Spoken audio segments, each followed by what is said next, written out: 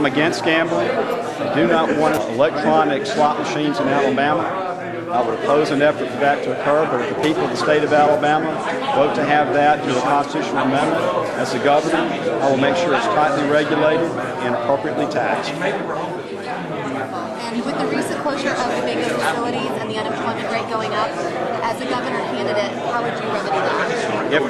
If they have a law here that allows charity bingo, then that should be allowed to go forward.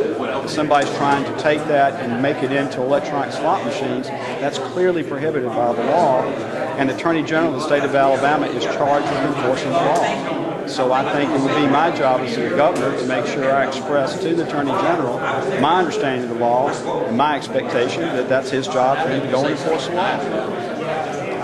But of course, at any time the law can be changed. If it's changed and it's allowed, then it's allowed.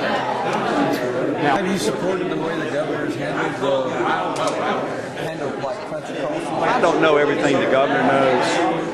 Obviously, if you listen to what I said earlier, what we've got facing the state of Alabama next year in terms of our budget crisis, ethics reform, education reform, trying to create new jobs all over the state, I'm going to have a lot of big fish to fry, and I'm going to rely upon the Attorney General to enforce the law. I don't think that I'm going to have any time or any resources to do much more than just that. And there got to be other officers of state government that are doing their jobs so that I'm not trying to go around and do their jobs. And it's the Attorney General's job to enforce the law, not the governor's. I take from your answer that you somewhat disagree with the governor's being a task force, and it should be the Attorney General that does it, not Bob.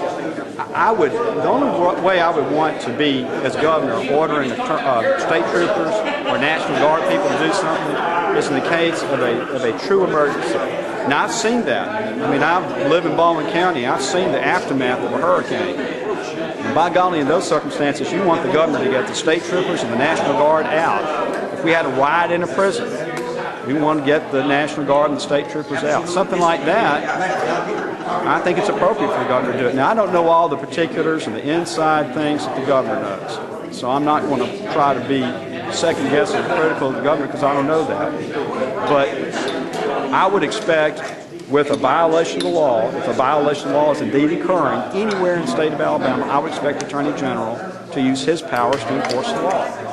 And I'm going to do what I'm supposed to do as governor to make sure that we're getting budgets done in this critical, difficult time, that we're getting education reform done, that we're reforming our ethics law, and that we're creating jobs and all those things I talked about earlier today in industries that we can become a leader in. There's no way we'll be a leader in gambling.